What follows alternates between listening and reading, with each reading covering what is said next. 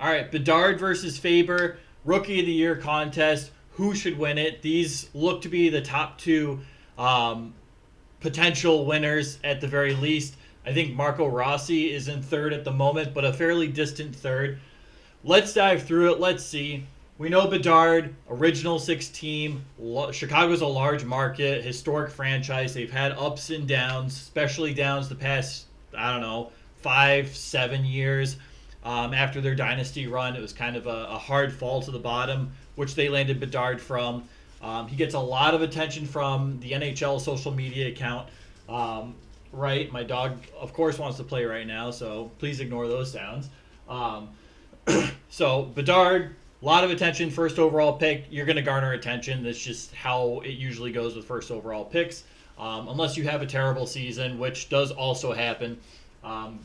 I don't have their ages up here because in Rookie of the Year contests, age doesn't really matter as long as you're of age to compete for the trophy. It really doesn't matter what your age is. It's about how good your season is in your first year.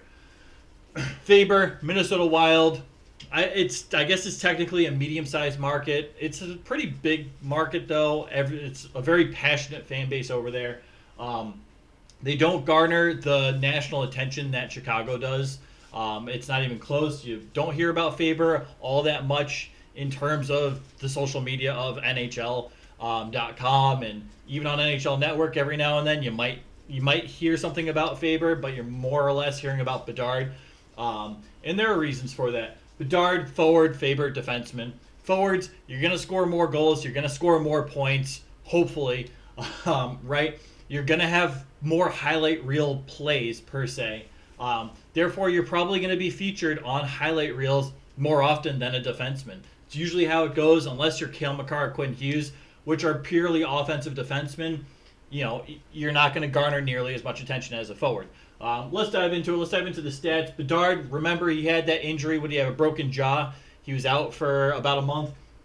57 games played, so not a full season because he got injured. 21 goals, 34 assists, 55 points.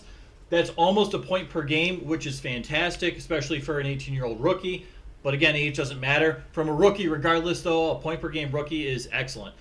There's no diminishing his accomplishments. He's been fantastic. He's been a human highlight reel over there, and he's been hot as of late. So I wouldn't be surprised to see Bedard finish the season over a point per game, which is truly remarkable from a rookie. So I don't want to diminish Bedard at all because he's accomplished a lot as a rookie.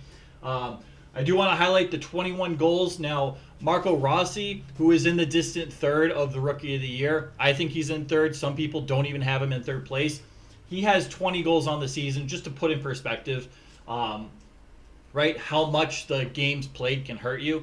I'm sure Bedard would be pushing close to 30, if not hitting 30 at the end of the season if he played all 82 games.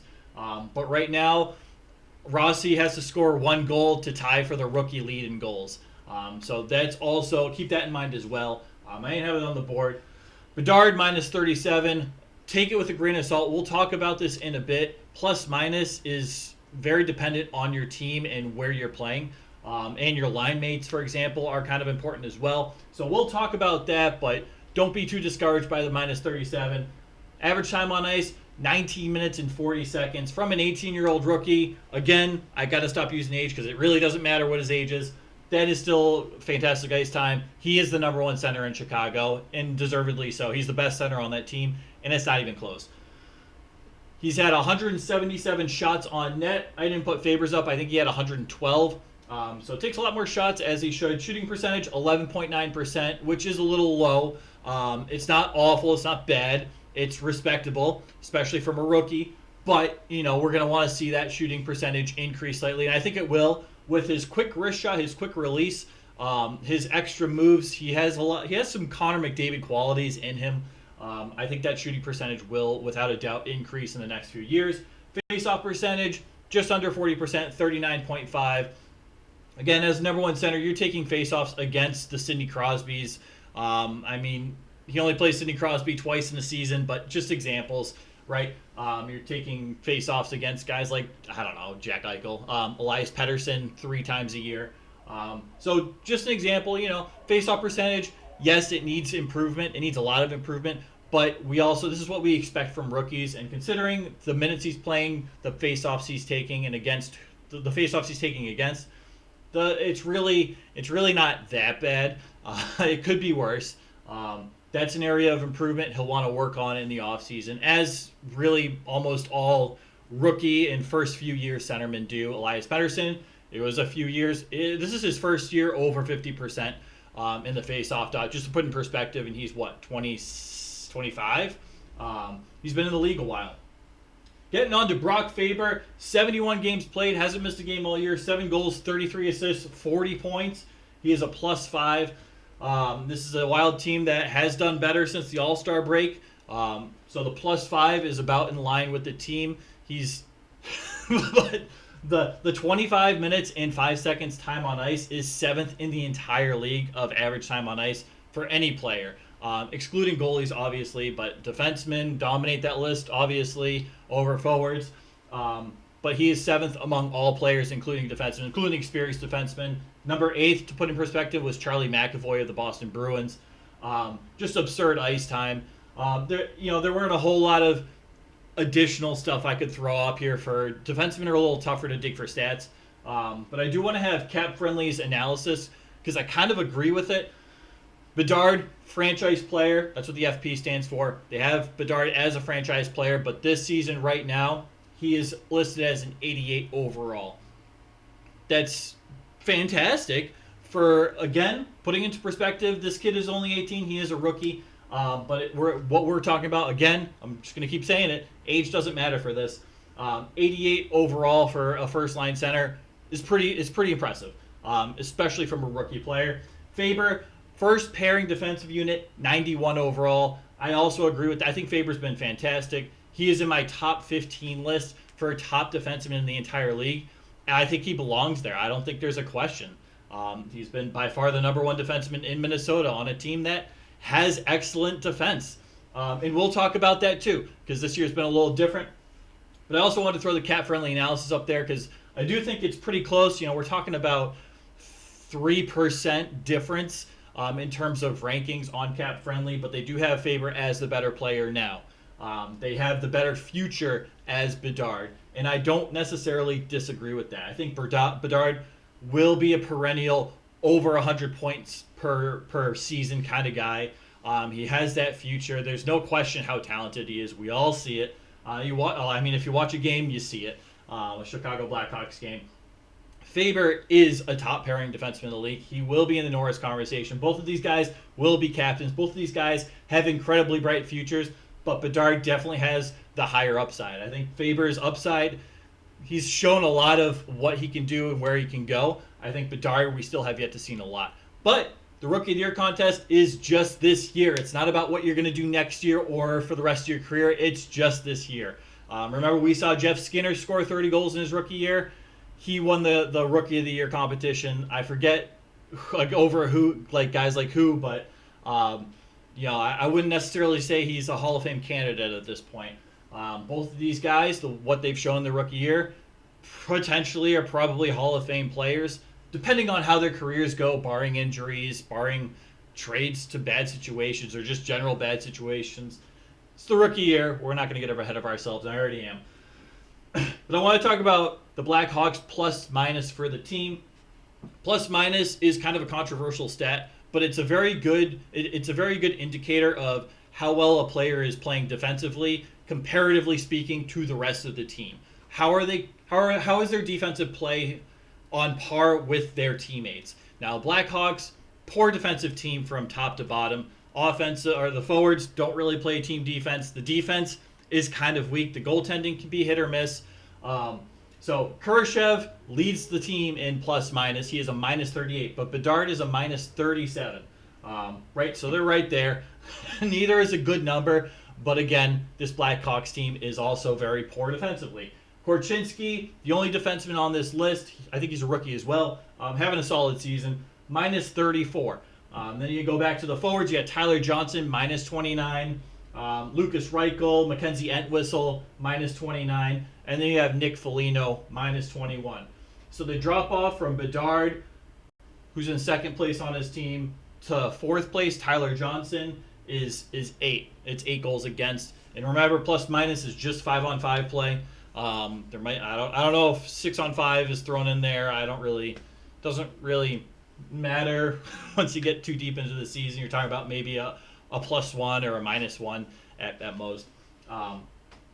But nonetheless, Bedard's defensive game is not where it needs to be. Again, that's not what you're expecting from a rookie forward, but in terms of an overall complete player, it has to be Brock Faber. Over a half point per game as a defensive defenseman who plays incredibly responsible defense. There's no question who the best defensive defenseman is on on the Minnesota Wild.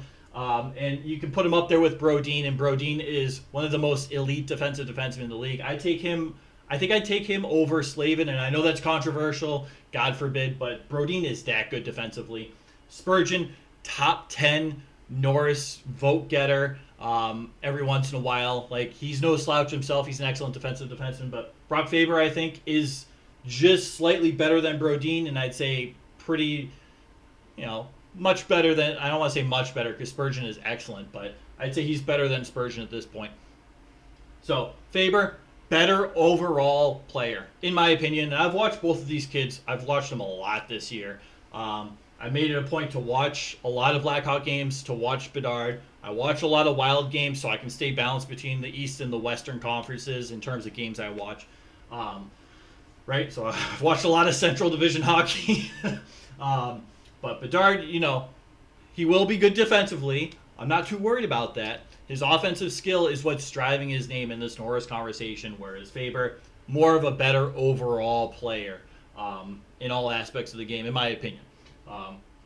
So now we're going to compare defenses. Okay, the Wild's defense as it stands today. These are as it stands today, according to Cap Friendly. Middleton, Brock Faber on that first pairing. Now Middleton, solid top 4 defenseman, but if he's paired with somebody who isn't a strong top 4 defenseman, he struggles mightily. It just is what it is. We saw this in the early on in the season. It's why his plus minus still hasn't recovered from. It was rough earlier in the season. He's been paired with guys like Dakota Mermis, and I like Mermis, but Dakota Mermis. He's been paired with John Merrill at times. Right? We've seen him paired with Kalen Addison for like 10 games. Not the strongest defensive guys in their own zone. And Middleton can't. He's not that type of player. He's a complement top 4 player. He's not a dominant top 4 player, and we see that. We see that in Boston. Matt Grzelcyk complements a top 4 player. Charlie McAvoy is a dominant top 4 player, top first pairing unit guy. Right.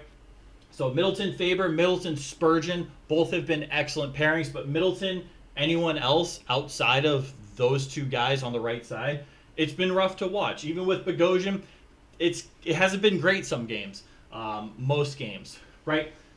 Your second line, you got Declan Chisholm, who is a waiver claim off of the Winnipeg Jets. He's played I don't even know how many games he's played. I don't have his stats up right here. I'm not going to go digging. But he played 4 games before he was claimed from Winnipeg to Minnesota, and he's been very hit or miss. The last game against the Blues, he made 2 pretty disastrous mistakes that really led to goals against. And I personally, for my analysis, I think he was the primary factor in that. And I like Jack Chisholm, but he's still a very young defenseman. He's making mistakes. I mean, it's going to happen, but, I don't know if I'd have him in my top 4 at this point. But as we continue, you'll see why he is.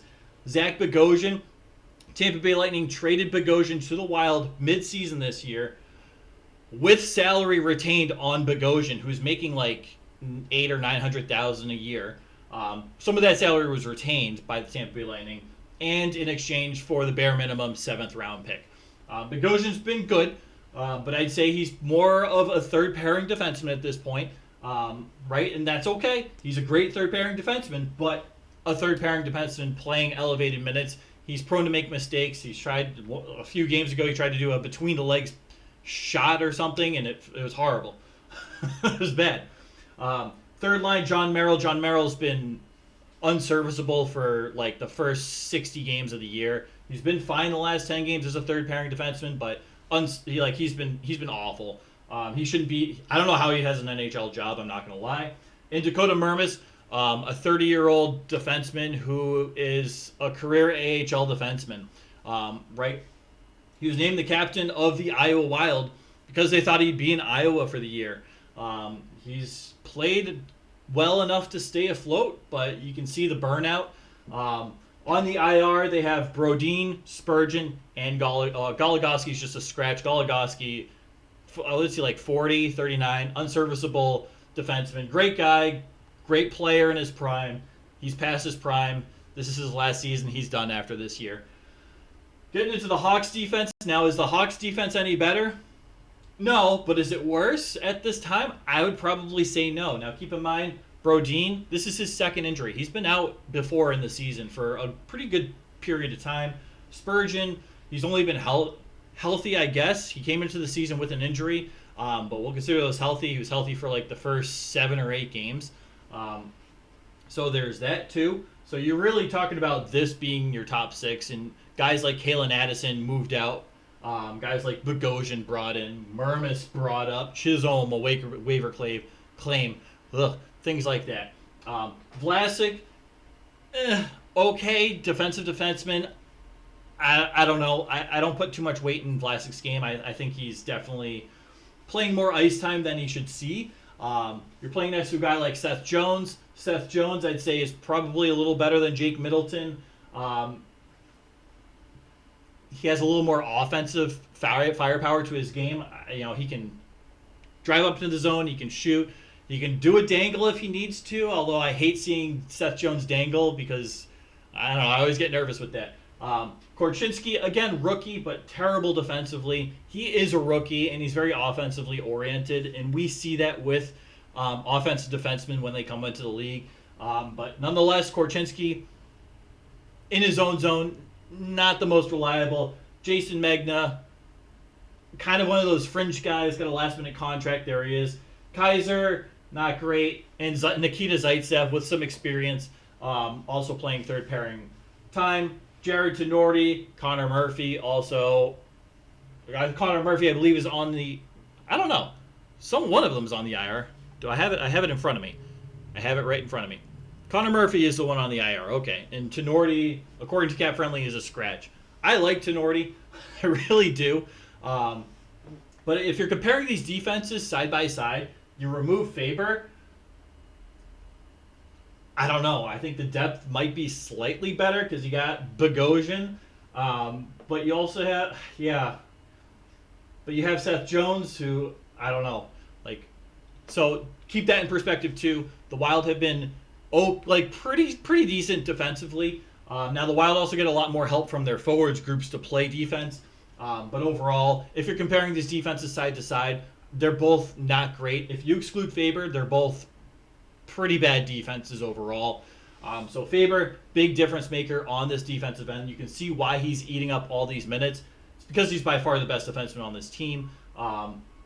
Excluding the scratches and stuff, even if you include them, but IR, scratch. I think Goligoski might still be on the IR. I don't know. I don't think Brodin's been put on the IR yet, but he's out with an injury. So just factoring that in, just to show, how important Faber is to this team. Now, nonetheless, I didn't put the forward groups up here, but I did do comparable teams, right? Bedard is the best forward on his team. It's not even close. He is an excellent forward. So putting into perspective teams that are on the fringe but not in the playoffs yet, I did the first 2 teams below the playoff line, below the wild card line in both divisions. It's their centers. Where would Bedard potentially slot in his rookie year? Okay, Red Wings. We got Dylan Larkin, top center. JT Compher, second. Andrew Cobb, third. I'd say Bedard would probably slot in as that second line center. Right off the bat, I'd probably say he'd be stuck there. Maybe you move around Larkin and Bedard later in the season, but Larkin has shown he's incredibly important to that team.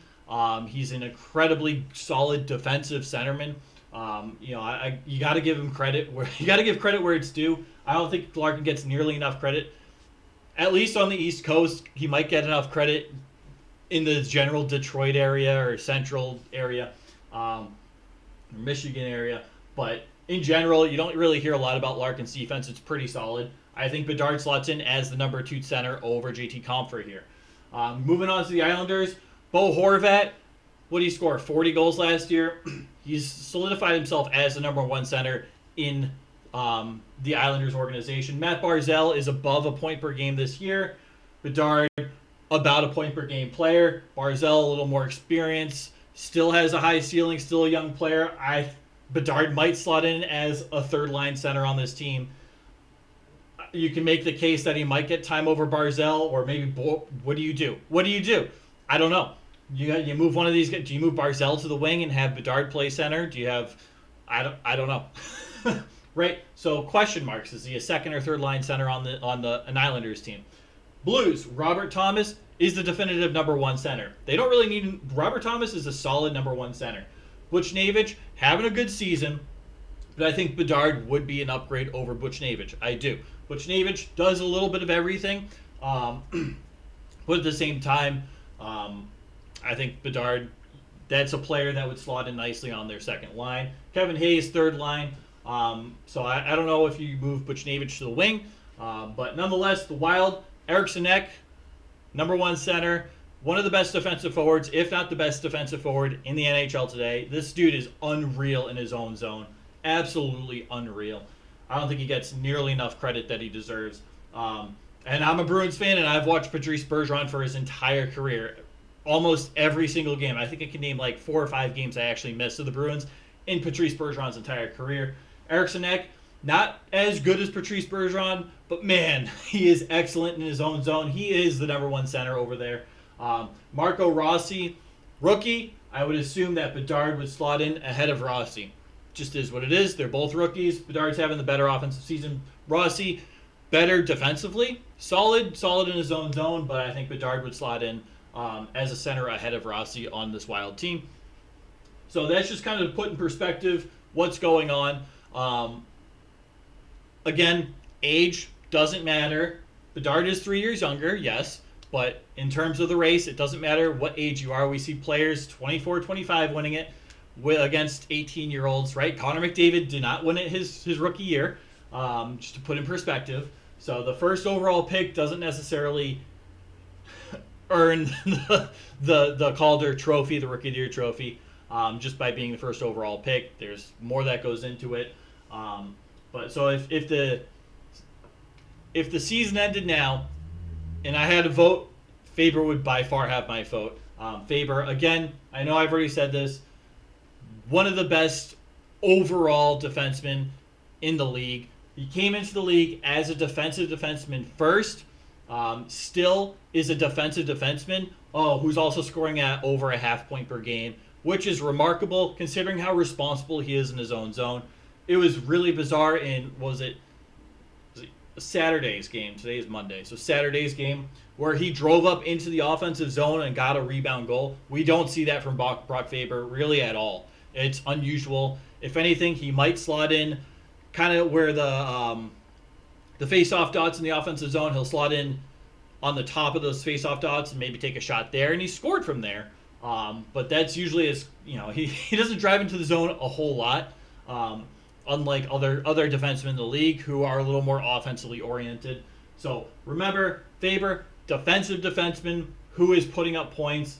He's never quarterbacked a power play in his career, as far as I'm aware, at least in college, and I believe he didn't in the high school either. Right? Had temporary duties quarterbacking the Wild power play, and he looked great. Declan Chisholm in Minnesota is now quarterbacking that power play.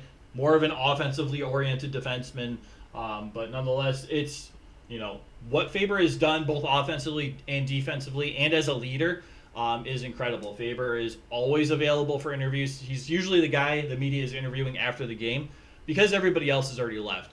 After last game, there was a brutal loss, and Faber took I don't want to say a bad penalty, but the trade, it was an equal penalty, so the Blues got 2 minutes, Faber got 2 minutes on the Wild. But if you look at the comparison, it was Jake Neighbors for Brock Faber. Faber was definitely the guy you needed on the ice for the Minnesota Wild, considering their defensive core. You need a defenseman on the ice when you're playing 3-on-3 overtime hockey. So Faber was upset. Fleury had a bad game. He was upset. Those were the only two in the locker room ready to be interviewed. So just to put that in perspective as well, Faber, leader, Bedard, I think, once he gets, if he's 21, you're right, I think he's just as much of a leader as Brock Faber, if not maybe more. But nonetheless, these are both future captains, in my opinion. Yeah, but as it stands right now, I think Faber is deserving, but Bedard gets all the attention, which is understood. I'm not saying it's a bad thing, right? He's in a bigger market, an original six franchise, a really bad team, and he's kind of the one bright spot on that team. Sorry, Seth Jones. There are other little bright spots, but nobody's shining nearly as bright as Bedard. Whereas the Wild, they have guys like Kirill Kaprizov. They have another rookie in Marco Rossi. I don't even know. Who else do they have? They have Zuccarello, who's putting up a point per game. They have Brodin and Spurgeon, who have been hurt most of the season, but nonetheless, excellent players who usually take the spotlight away. There's many stars that shine bright in the Wild. And now so I want to talk about this too. I call it the Frank Vetrano effect. I just named it this year because I've never really had a term for it. The worse a team is, the more we see players elevated in the lineup that maybe don't deserve to be elevated. And I call this Frank Vetrano because for Frank Vetrano, 30-goal season. I don't think he's hit 30 goals just yet. I think he's at like 29. On the Anaheim Ducks, elevated to a first-line winger. In reality, he's more of a third-line, maybe a second-line winger if you need him to. Middle six kind of guy, but mostly third-line. That's what he's been his entire career. He's not like a young spring chicken, right?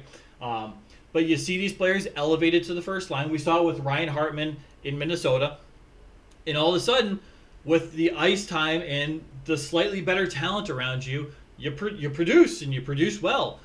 Frank Vetrano, a career year at the age of, I don't even know how old he is, between 28 and 33, somewhere around there, but right in the middle of his career, potentially, or heading on to the back end of it, where we start to see players usually decline.